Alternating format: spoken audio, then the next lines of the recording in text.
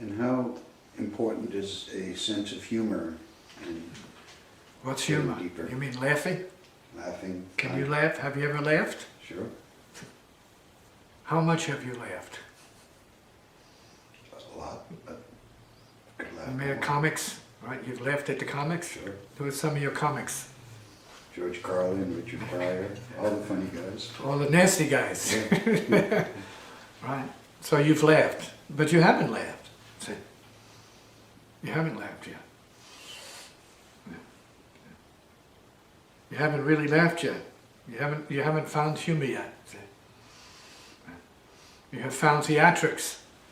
See? And you've been amused by an hour of theatrics here and there along the way. See? By very, what is the word, skillful characters, individuals, who are tortured, in fact, but who know how to make you laugh. They know how to tickle your funny bone, touch it. What do you make of that paradox? Well, it speaks to, laughter or humor being an escape from pain, and therefore inextricably tied to it. Yeah, so again, have you ever laughed? I've laughed and cried. Well, you have laughed and cried, but you haven't.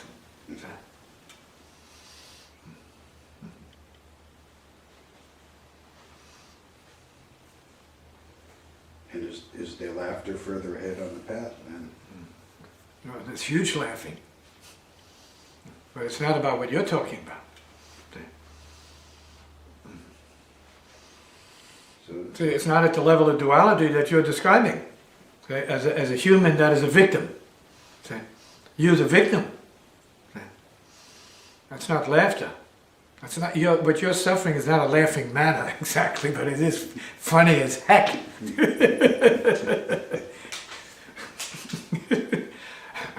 The human condition is funny as heck, right?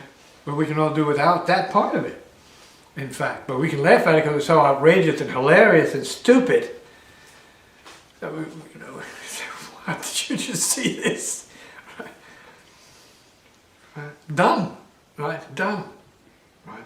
Destruction, dumb, but necessary, obviously, because it's happening. It's part of this field to look at, behold, wonder, see, and depress from it, get sick over it, and then be exhilarated by it. Say, well, I'm glad it wasn't me. I'm fine, safe, tilt, kaplunk. It's your number, right? Yeah, so there's no laughter really in that, see? And there's no humor in that really. Having your ribs tickle so that you laugh, that's not what humor is. See? That's a reaction.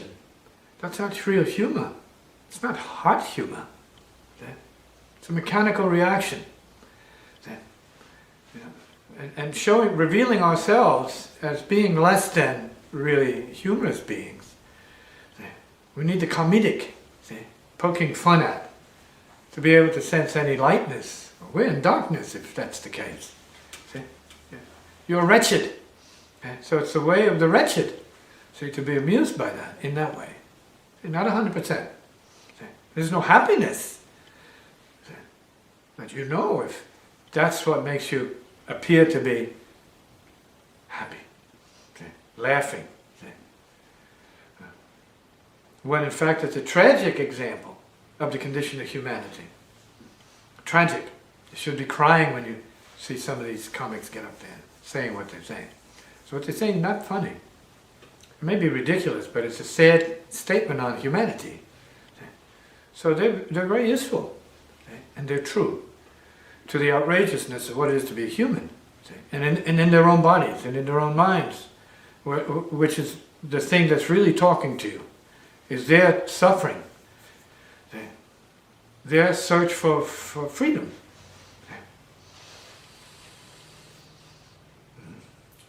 So what do the enlightened laugh at? Anything and everything, and maybe nothing, see? Nothing. See? How about that? Laughing for nothing. Can you laugh for nothing? Sometimes. For no reason at all, yeah. That might be truer then. See? Spontaneous, see? Effulgence. or emotion, spontaneous. Not just mechanical. I mean, it may be due to your own machinery, so we can say, well, it's all mechanical, but no, sprung. See? Liberated. There's that part of it. Because if it's truly liberated, then you would be one of the liberators.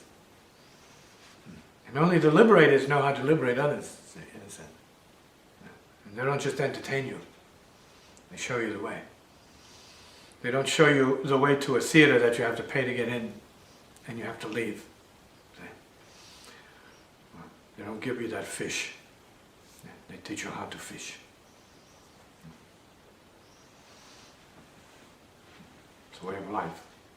The liberated way of life. Everything's self-liberated. So, can one liberate themselves? Do they? You have no choice but to. You have to be tired of you as you are. And as long as you're still entertained and amused by you, you're stuck there. Right? You're your own audience. You're laughing at your own nonsense all the time. If you like it. So then the comfort zone is a prison. The comfort zone is a prison. The prison is a comfort zone.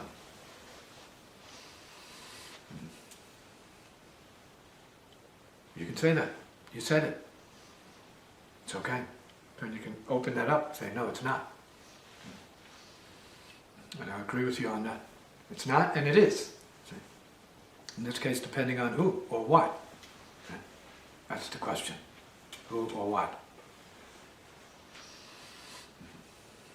And so does that mean that some who's have potential for liberation and some who's don't? Well, I think we're really saying about some who's don't want liberation. Some who's want bondage. And they want you in their bondage. And there you are bonded to them. See? You are entrapped, ensnared by those who want you to keep you, to use you in a certain way. See? Not to serve you, but just to use you. And that's the nature of the unconscious. It's to use you for itself. And what is the way out of that? Just purely recognition and choice? No, you gotta enjoy it. You put yourself there, so you enjoy it. You want the bondage, you enjoy the bondage. See? And run the circuit to conclusion. And that's how it is for most people. They have to exhaust what it is they're doing first before they'll take another step outside of that. See?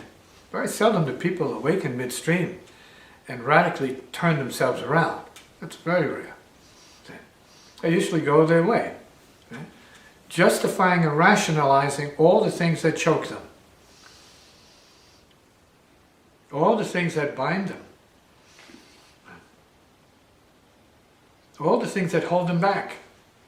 They exalt those things. Ah, but this is my girlfriend. We have a deal. Or this is my boyfriend. We have a deal. You mean you're stuck? Oh, no, it's just a deal. You mean you're stuck? Good. Oh no, it's just the deal we have. It's working. We're going somewhere with this deal. You mean there's no change? Oh, we don't want change. You're stuck. No, I'm not stuck. We have a deal. It's working. Okay. Bondage. Perfect. Bondage. Program. In a container. In a box. No problem with it. So you have to wait until that falls apart some way. Wears out, or it's crashed into, or it just starts to lose whatever it is that keeps it together. Like time. Time-space energy.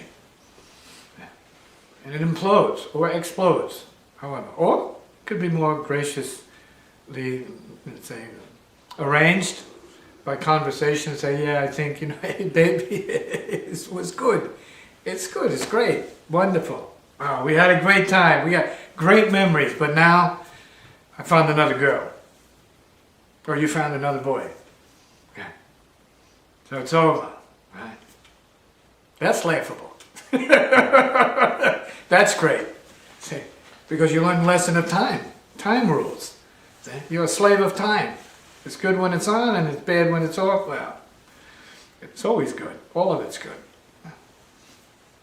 So do you see a life weighed down by that kind of bondage as being a wasted life or a wasted potential? A life in bondage. You know, just go as far as saying it's wasted. As I said earlier, 1,000 lifetimes for some peeps. They're moving so slowly. It's fast. That's fast. That's like the speed of light. For us, it's relative. You, the individual, have to determine how much of the same you can handle. How much is enough for you? No humor. No funny comedic anything here. Just insight, see, in sound. So you can see your creative relationship to your world. Your collaboration, see, with the forces that be, outside of you and inside of you. You're in the middle. You're being determined by ancestral blood, heavy duty, no bondage, no life, hey, whoa. Heaviness, right? We're not saying there's anything wrong with bondage. No, you better be bonded for good, see? Not for darkness. See? Be bonded, be wed to that which is light. Yeah, so we can apply it that way. Be attached to the light, yes. Be attached to realization, perhaps, and practice in a manner of speaking. That's good practice. It's a good habit. Where you see it's melting you down into reality. And we're calling it then a good method of undoing what needs to be done, in your case. So that you stand free and are awakened to the creative resources you have, which you have freely compromised every chance you got with this person or that person. For what good reason? And you speak about waste based upon your value system, not upon any logic I may be working from, or illogic I may be enjoying to share with anyone. So if somebody gets beyond laughing at things outside themselves and begins to find humor in Well, laughing at humanity. Like they're not that. You're laughing at everybody else. That's not them. So if you laugh at your own condition, your own being, your own nature, is that a sign? Well, I'm not saying that's a key to realization. No, you're pretty funny. You're hilarious. And everything you do and say and walk away, everything about you is hilarious, right? So you should be way beyond laughing and needing to go to hear any comedy, comedy on TV, off TV, on Broadway or wherever. See, your life is a riot, but that's a preoccupation, so that's not useful. Say, this is the funniest cat. He's laughing all the time, but he's stuck. Good and stuck. No space, no room, nothing else. Already just blap. Kicked aside. Fixed. Done.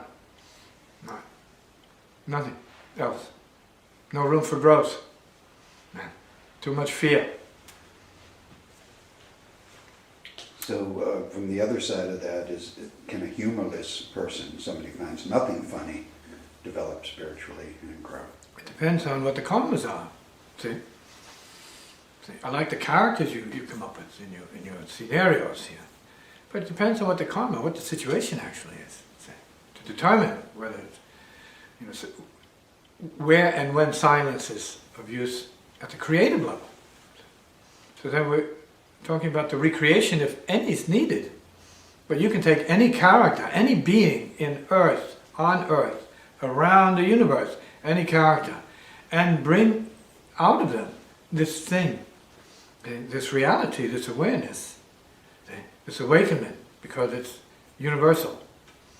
By nature, it's universal. It is everybody already, but you have to access it and work your way to it, in a sense.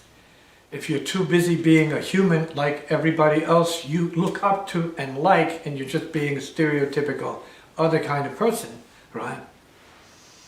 The professional, the artist, person that looks this way, speaks that way, all of these sort of characteristics, that blind you. So you model yourself off of that, and you got nothing. You have nothing. You need illumination from the inside out. You need revelation, and you need to awaken beyond all of these images and forms and things and beings that fascinate you, that make you numb to yourself, that make you deaf, dumb, and blind to your inner world. The real, the divine itself. You're seeing out there what, right, for entertainment, and you have then maybe lost track of your own inner attainment. Entertainment, for many who are progressing, is first and foremost, not just entertainment, entertainment and entertainment, right? Which could be, entertainment is entertaining. So I guess very delicious, sweet, great. Because if we're talking about the same thing and the real thing, then you're being much more true to you, and then possibly true to other beings. And so we're talking about the potential of a revolution relative to your being, and then those who are related to you as a result. How important is that to you? Is that more important than going down to the next concert you gotta hear for yourself of the same old nonsense, right? The next new comic to give you giggles, to make you laugh, so you feel what, validated as a human? You have choice. Right? You can pay for that and enjoy it. It's nothing to your life. Nothing. Zero. But it's fun. So, okay, so you're a fun machine. And this is a lot of peeps who are just fun machines. It's not you personally.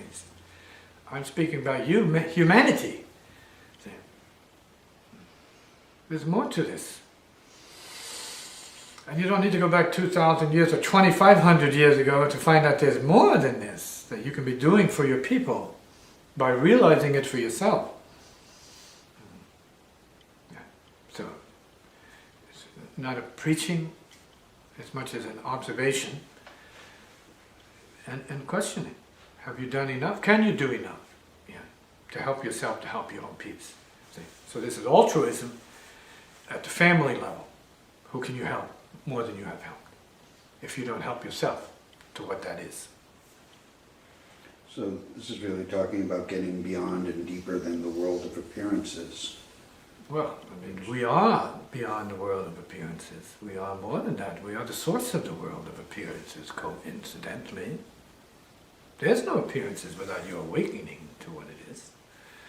Without you being here, being a, you might say, a member of the machine here, there would be nothing. If you couldn't see it, if you couldn't perceive it.